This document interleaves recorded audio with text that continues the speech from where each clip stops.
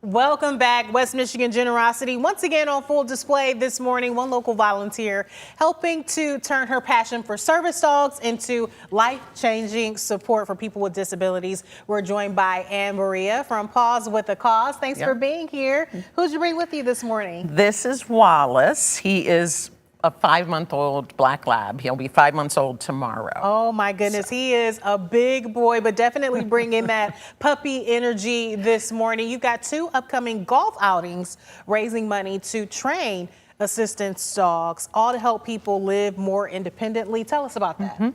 Yeah, so we've been doing these golf outings now for about 4 years.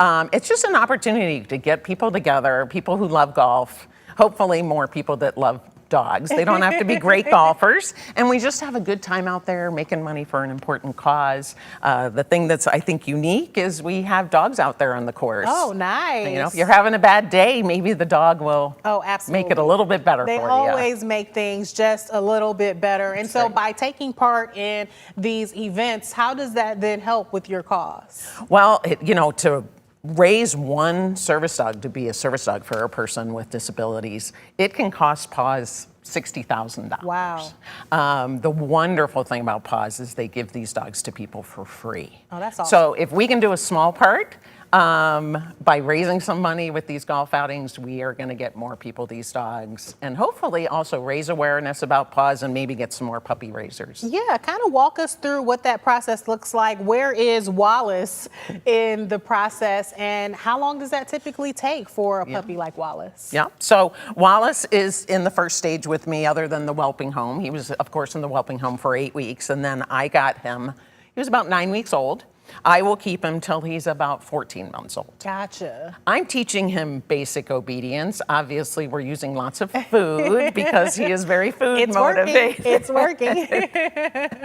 But after me, he will go to what we call puppy college. He will be at a prison in Michigan and working directly with that prisoner, maybe on some things that he's struggled with a little bit. Gotcha. And once he comes back from there, he's going to sit on your feet. He does like feet. Okay with that, Wallace. So once he comes back from there, that's when Paws will evaluate him and say, wow, he'd be a great match for this person. And then that process may take another just getting them matched with the right person. Well, once they get the match, then they have to decide what type of tasks is this dog going to do for that person.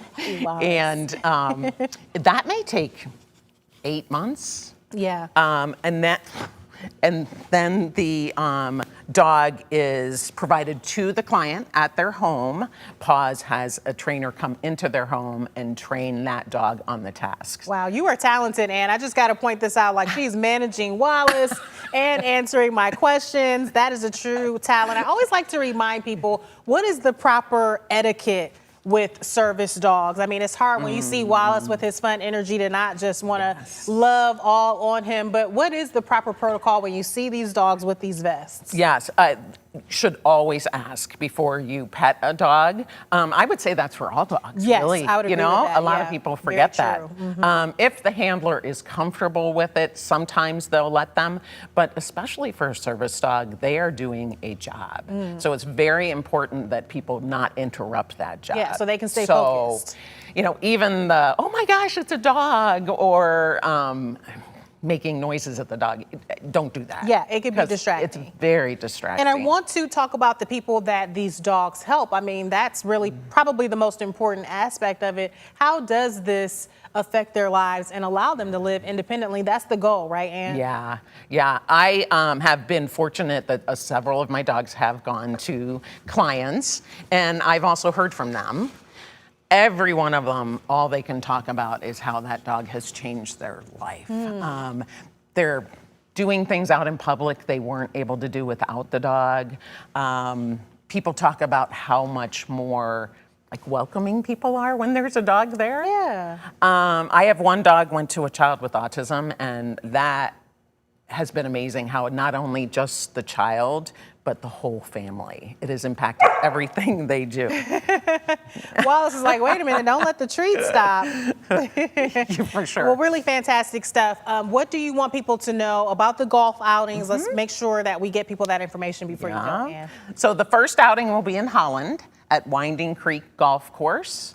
It is on June 20th. So the information to sign up is on the screen. The second one is in Battle Creek, Michigan at Binder Park Golf Course. And that one, I said July 11th, did I say, is on July 11th. Perfect. There you go. All right, great. We've got those details now. I think Wallace is telling us to wrap this up.